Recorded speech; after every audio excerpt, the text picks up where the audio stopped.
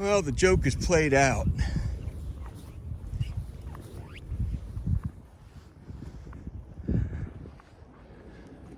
There I am up at Arlington, Fort Whipple.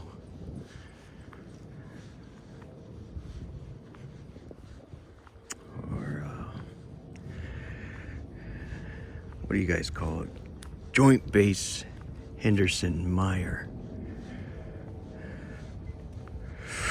The joke is played out. I've been running. Yeah, why am I free again? Yeah, it's just. I don't know what to say, man. I would just say that's obviously Mary. I've been running circles around this. Unless you, of course, you like to blame yourselves.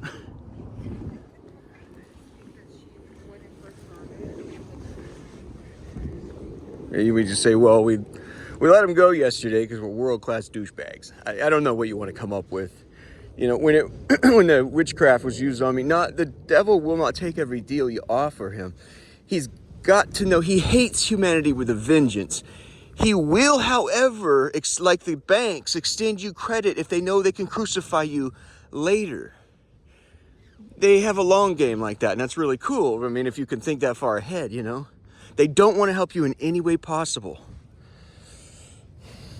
Now, Mary, on the other hand, so while I was under that curse, there's just no way I was ever getting out of anything unless, of course, it was a sweeter pot for them at the end. So I only got to breathe oxygen when it was going to cost me later an even bigger crucifixion. I got that promotion that came out of nowhere. I'm an ass kicker, that's obvious, right? But I was having troubles. You can make, when the devil's behind something, man, and Jesus has said, yeah, no, they have that land, take that territory. They've got legal rights. They're attorneys. They have legal rights to it. Let them have it. There's nothing you can do to stop it. Nothing. Conversely, I have been running roughshod against the most radical, most powerful government in the history of the world, right? You just saw it yesterday.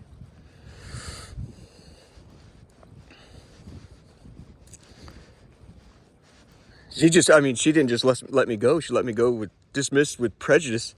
Oh, man, hey, yeah. You kidding me? Yeah, nothing objectionable about that at all. Not only are you not supposed to have a camera running at a military installation, he's got two running, and he just shit his pants when you came around the corner.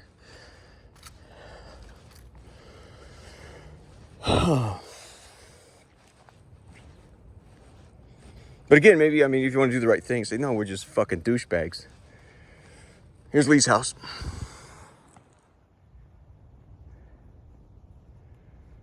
This is the guy said they were terrified Lee was going to do a somersault and land in your rear. You guys have to consult those other videos about how to finish off. Once you're there, it's, once you have the advantage, that's the thing with, we don't just have a strategic advantage, we have, logistical advantages. We got the hardware, the software, the know-how, we have, what's that thing I like to say? Treacle and guile. We have guile. The Russians can't figure that out. Vladimir Putin was trying to figure out, just recently, he shook the hand of the North Korean ambassador. He's clear he's trying to convey some weird, subconscious message or some shit. He doesn't understand. The poor gal is just scared shitless. She's not sure what he's saying. They don't have that. We have every conceivable advantage. And, oh, look at this little feller. I'll give them their space here. So this is the back of Lee's house.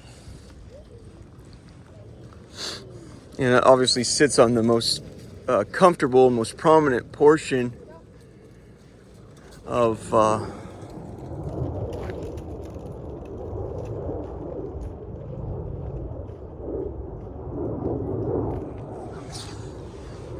Arlington here. So the history of the site, as I've said before, I'm it's played out. There's an old joke. I'm tired of doing these videos. I'm tired. It's been everything that I've could possibly have to say about Washington has been said too many times in too many hours. My idea behind this crucifixion was to pay for my sins and then retire forever and be done.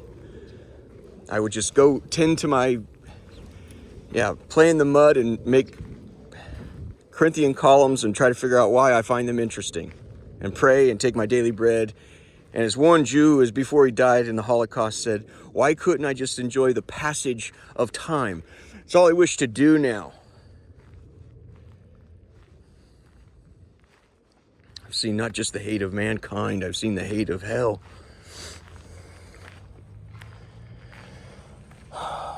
Thank you, Mother Mary, for it didn't just get me off. I mean, I've got me off, as Jesus said, she gets you off whistling Dixie. And that's what Lee got it off whistling Dixie. There's a big garden. I think the Africans had to work. When you're here in the summertime and here in the winter, it's cold right now. It's 35 right now, but it's hell. You're like, it's unconscionable. Slavery is unconscionable.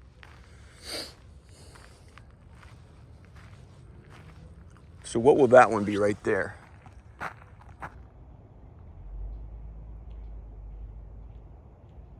Okay. That one's going to be at the Tomb of the Unknown, where you have that guard. You've seen it on YouTube where the guard goes 21 paces there, 21 paces back all day and night, forever and ever. There's one, actually at that site, it says the Tomb of the Unknown. There's actually 3 at that site. Right out here, there's 1,200. On this site, there's thousands of unknown soldiers. They used to pin on your back in the Civil War. They'd pin your name and your home address or your hometown. I'm from the such and such family. Send you off into battle. So when they found your dead body, they say, okay, this is Johnny Reb and from Alabama or whatever. Let his family know say something nice about him. He received the gunshots in the front. It was a terrible, terrible thing to be. If you're shot in the back, it meant you were running.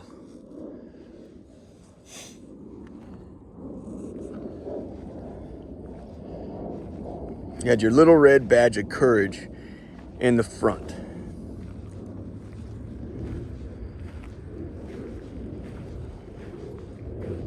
George Washington's known for his greatest military maneuver, however, is the retreat from, was it Yorktown? I don't know much about George, other than they put Robert E. Lee and George Washington in the same class of individual, just upright. Couldn't help but think about when we were at Lee Memorial Death House yesterday doing that video. It's the death of Lee. If you want to know, get a sense, there's a book. We'll just give you the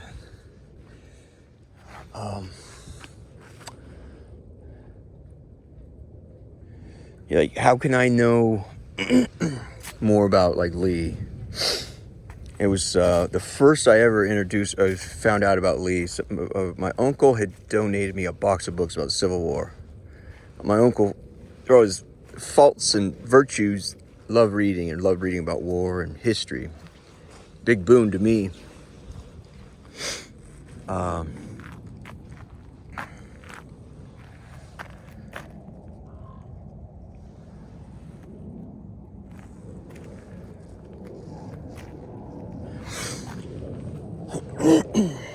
It was the first chapter, or the first 3 chapters rather, a book by, I think it might have been C.B. Flood, but I'm not sure. It was called Lee, The Final Years. That book documents his last 5 years on Earth after he died, 5 years after the conclusion of the Civil War. But the book starts, however, with the wrenching turn of events in Appomattox, Virginia, right up the way here. And to hear how those soldiers were weeping and the passionate pleas they made along the roadside when they figured out what he had to go do. And that's the most humiliating thing in the world. Go surrender to what they you'd never really see, historians will bullshit you And I think it was a very remarkable and respectable Civil War soldier. He did a book on Billy Yank and on Johnny Reb, and at the very end of one of the books, he says, evaluating both soldiers, I give them a tie. Oh, buddy, you're full of shit.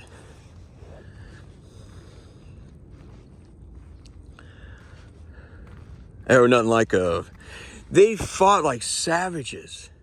You were invading their land, and nobody fights harder. That they, like I try to say, excuse the expressions, they fight and fuck different in their own house. You're an invader. That there is the north, and this here is the south. It is separated by that Potomac River right there. This man was offered, would you like to, there's the Kennedy Center right there.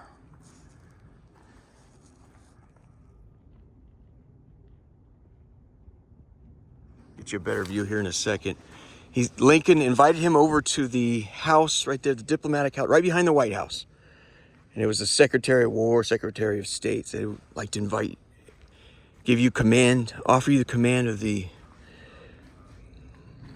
all the North. I think at that time it was called the Army of the Potomac. He came here. And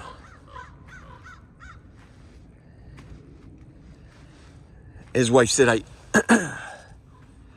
I heard him pacing up. She was wheelchair bound for some reason.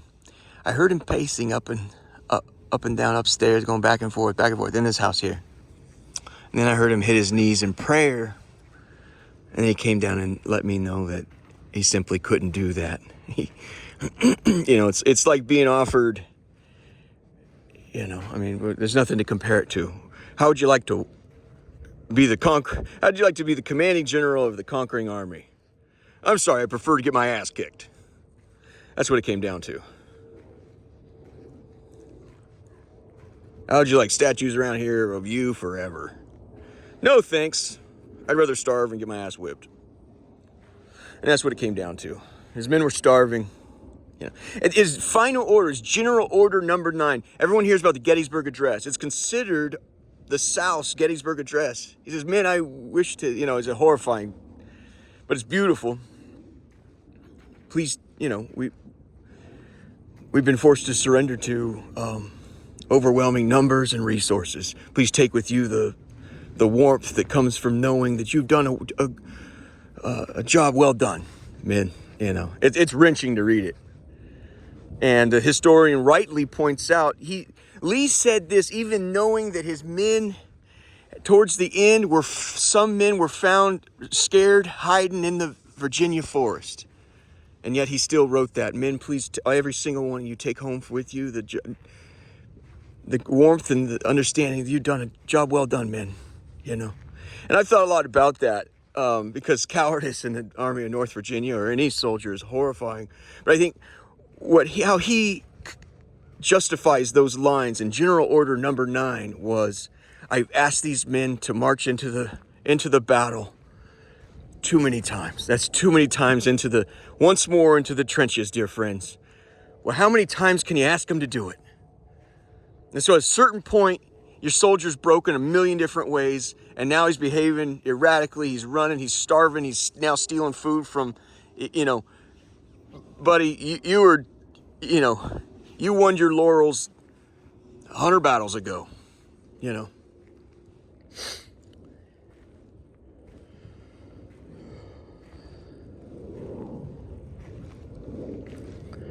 But this site here is without question, I think everyone would agree, it's the biggest prize in all of Washington. And this is, you're looking at, you're in North Virginia right now.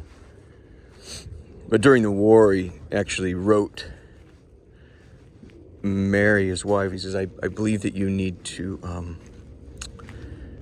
consider this house, the mansion up on Arlington, a loss. We need to move. It's, the soldiers, the Union soldiers had been parked here for too long, and the rumor was they had started burying dead bodies in the lawn as a revenge against Lee for trading against the country. And that's how you have Arlington National Cemetery. Now it's a great honor here. It was, it was meant as an immense, pardon again the expression, an immense fuck you. And now it's a great honor to be buried here. And, Lee's thing, well, and back to the Johnny Reb thing. The guy says it's a tie. That's silliness. Like my stepdad, he's two beautiful sisters. They were a lot younger, well, a few years younger than me. And they would do a singing competition. But one was a couple years younger than, Sarah and Rebecca. Sarah's a little older than Rebecca. And they would do a singing competition. And my stepdad, Ernie, at the end, he goes, and the judges, the votes have been tallied. And the winner is, it's a tie. I'm like, what the, no, bullshit. Sarah's like, she's older. She's way, Sarah's got a really good singing voice. Rebecca's way too young. It's not even close. The South will fuck you up in a million different ways. It was like, it was a,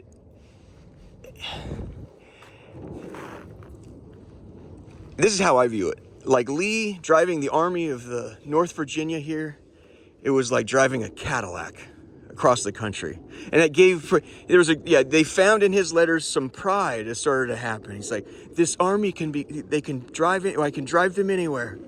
And that's part of what happened at Gettysburg was like, well, pal, and I saw that the Oregon Ducks right now are 11-0 or 12-0, I don't know.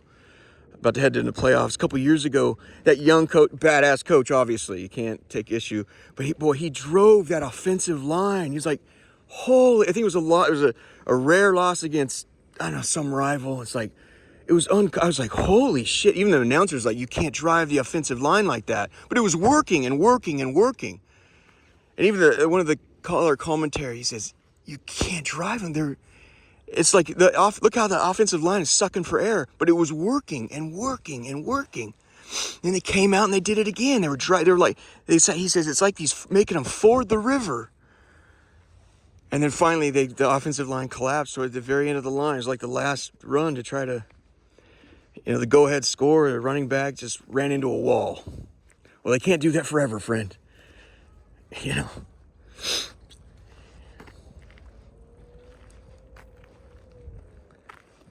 And that's what you're asking for the Army of North Virginia. One guy once said, as a soldier, he comes out, he asked one of the commanding officers, he says, excuse me, does Lee know that the Army has not eaten in 3 days? And he looked at him, he says, I can tell you personally, I know that General Lee knows you have not eaten in 3 days. And the soldier said, good enough for me.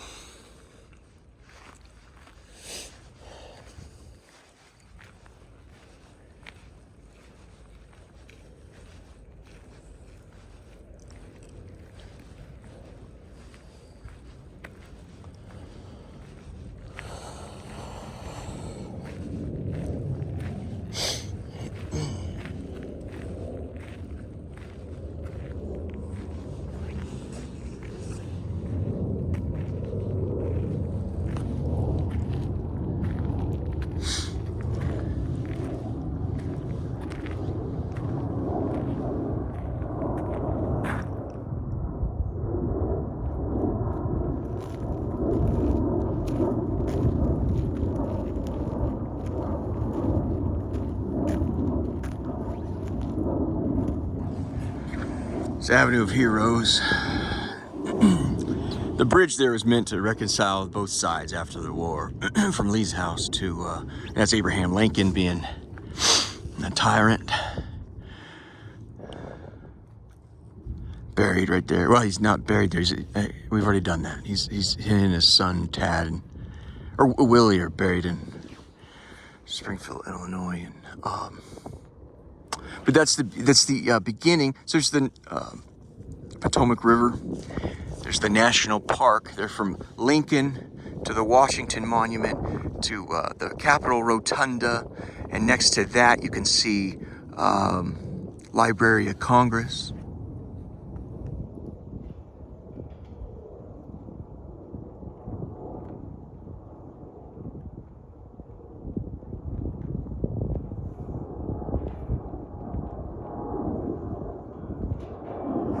And of course, the White House is just north, a couple hundred meters from the big Washington Monument.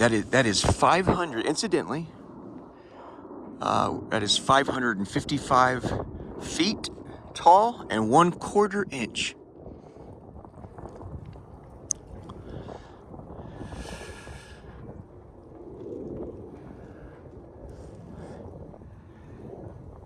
Our money is our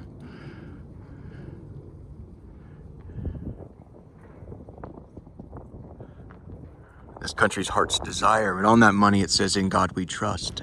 He's directed us to go to Mother Mary for intercession for war atrocities and crimes against humanity in Iraq and Afghanistan. And if that is not done, then there will be at least 2 nuclear bombs. One, and a third, he said, a third wild card, like a new AIDS. And he says, you guys spared Tokyo out of, mercy. It's their cultural and ideological center of their arts and things like that. And I was, he says, tell them it's in man's nature to drift from God. But please tell them also that this is a drift. He says, call this Tokyo drift. You've drifted so far from the Lord on this one. I'm not looking to spare your Tokyo. Please help us, Mother Mary.